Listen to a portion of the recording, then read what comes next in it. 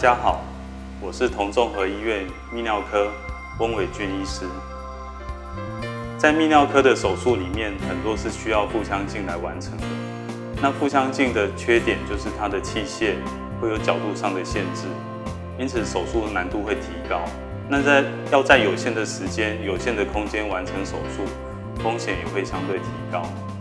因此，越来越多的医师选择利用达文西手术来帮病人完成更精细的手术。那同医院同时也引进了全球最新的第3代达文西机械手臂系统，来造福更多的人群。当结石出现在肾脏或是输尿管的时候，病患常常会有腰酸、腰痛、血尿或是恶心想吐的一个症状。病患有时候因为止痛药的关系，疼痛慢慢缓解，但是这石头如果造成阻塞，慢慢会影响肾脏功能。病患就医的时候，肾脏功能通常已经受到影响。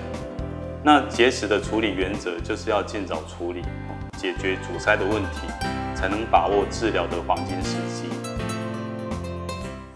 达文西机械手臂系统跟一般的腹腔镜手术和传统手术不一样，在于医师是坐在主控台上面去操控机械手臂。那机械手臂系统是一个放大的视野，因此能够让医师看得更清楚，所以医师就能达到更精准的切割、缝合，还有包含一个止血的一个动作。那这个机械手臂系统运用在复杂的结石方面有更大的效果，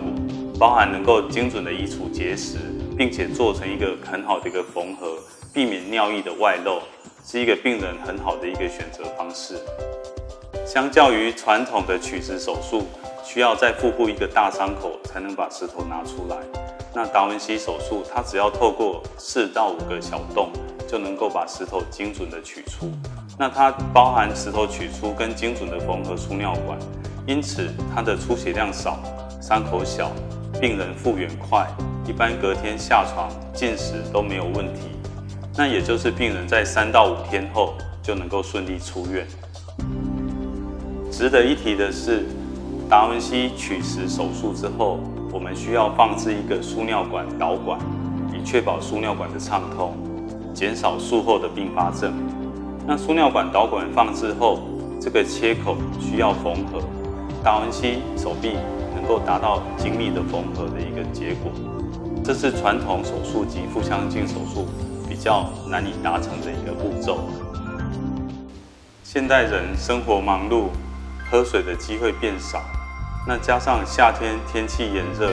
流汗多，尿液变少，这都会让结石的机会上升。若是你有结石的家族病史，加上你的饮食习惯有高尿酸、高盐、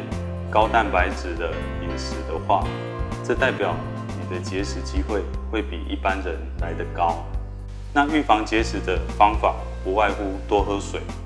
因为多喝水能够预防尿液浓缩，预防结晶的产生，也可以加速小石头的排出，